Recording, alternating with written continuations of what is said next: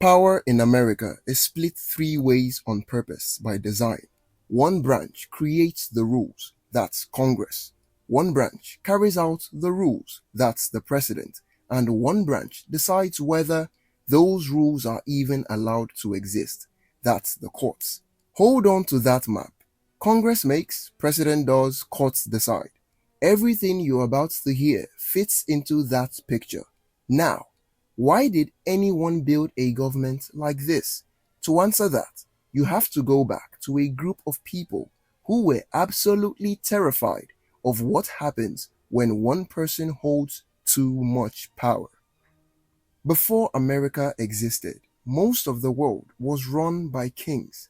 Kings didn't just enforce the law, no, they were the law.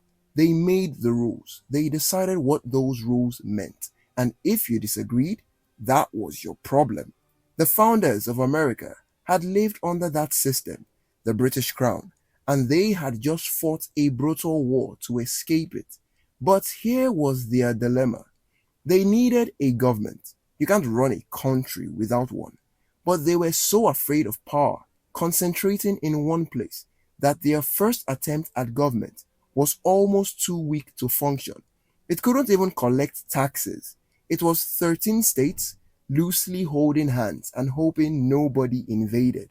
So they tried again, and this time they built something much smarter, a government strong enough to work, but designed so that no single person could ever take full control of it. Let's meet them. Congress is the legislative branch. Its job is to write the laws, and Congress is actually split into two separate chambers, which have to agree with each other before anything moves forward. The first chamber is the House of Representatives. The House represents the population, meaning bigger states have more representatives, and smaller states have fewer. More people, more votes. The Senate, which is the second chamber, works the opposite way. Every state, no matter how big or small, gets exactly 2 senators. All 50 states, 100 senators in total. So, in the Senate, Wyoming has exactly as much voice as California. Why have 2 chambers? It's because the founders didn't fully trust either one alone. Big states could dominate the House. Small states could block things in the Senate. By requiring both to agree, you need a broader consensus before anything becomes law. A Congress doesn't just write laws, it controls the national budget. It can investigate government officials, and in extreme cases, it has the power to remove a president from office entirely. That's a lot of power sitting in one building. The executive branch is led by the president. If Congress writes the rules, the president's job is to carry them out. That means enforcing the laws Congress passes, running hundreds of federal agencies, conducting foreign policy, negotiating treaties, and serving as commander-in-chief of the military, one of the most significant powers in the entire government. From the outside, the president looks almost unlimited in power, and in certain situations, especially anything involving national security or foreign affairs, that's true. The president can move fast in ways Congress simply cannot. But domestically, the president cannot create a law alone, cannot spend money without congressional approval, cannot simply decide what the Constitution means. A president can propose, can persuade, can pressure, but cannot control. The judicial branch doesn't make laws. It doesn't enforce them either. What it does is answer one question. Is this allowed? At the top sits the Supreme Court, 9 justices appointed for life who have the final word on what the Constitution means. Their biggest power is called judicial review.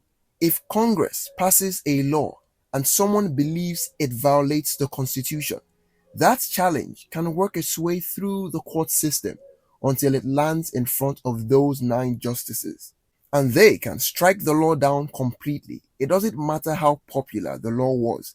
It doesn't matter if the president signed it enthusiastically. If it conflicts with the Constitution, it's gone. Now, here's the strange part that most people don't think about. The Supreme Court has no army. It has no police force. It cannot collect taxes or control money. Its power comes from something much simpler and much more fragile: the fact that everyone else agrees to follow its decisions. Its authority exists because people believe it exists, and for over 2 centuries, that has been enough. Okay, let's make this real. Here's the journey. Level 1: the House. A member of Congress introduces an idea as a bill. It gets sent to a committee, a smaller working group that specializes in that topic. The committee debates it, picks it apart, possibly rewrites chunks of it. Most bills die right there. They never get a full vote. If the committee approves it, it goes to the full House floor. 435 representatives debate it and vote. Past this level, move on. The bill moves to the Senate. 100 senators now debate it, and they can change things. If the Senate rewrites any part of the bill, the two versions have to be reconciled. Representatives and senators meet in a conference committee to produce a single final version. Then both chambers vote on that version again. Cleared the Senate, one level left. The bill lands on the president's desk. 3 choices: sign it into law, veto it and send it back, or do nothing, in which case it can still become law after 10 days, depending on whether Congress is in session. Final boss: the Supreme Court. Even after the president signs it, someone can challenge the law in court. That challenge works its way up through the court system. If it reaches the Supreme Court, 9 justices decide whether the whole thing was constitutional to begin with. They can erase it entirely. And the nuclear option, the one nobody wants to use but everyone knows exists. If a president abuses power, Congress can impeach them. The House votes on the charges. The Senate holds the trial. A 2/3 Senate vote removes the president from office. No branch is untouchable. No single person runs the machine. Everyone is being watched by someone else always. Here's what most explanations of the US government skip over. The 3 branches are the skeleton, but the actual body of the government is much, much larger. Most of the daily work of the US government isn't done by elected officials at all. The FBI investigates federal crimes. NASA runs the space program. The Department of Defense coordinates the military. The IRS collects taxes, and the Centers for Disease Control monitors public health threats. None of these agencies are mentioned in the Constitution. They've been built by Congress over generations to handle the complexity of running a modern society. And here is something worth thinking about. The president changes every 4 or 8 years, but many of the people working inside these agencies stay for decades. Career employees, specialists, administrators, they are the ones who actually keep the machine running when politicians come and go. The elected officials set the direction. The agencies do the work. The other thing people miss: America isn't one government, it's layered.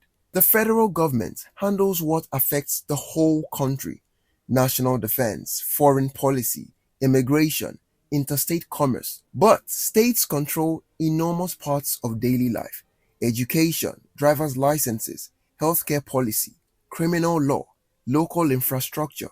And below the states are thousands of local governments, city councils, county boards, school districts, making decisions that affect your daily routine more directly than most of what happens in Washington.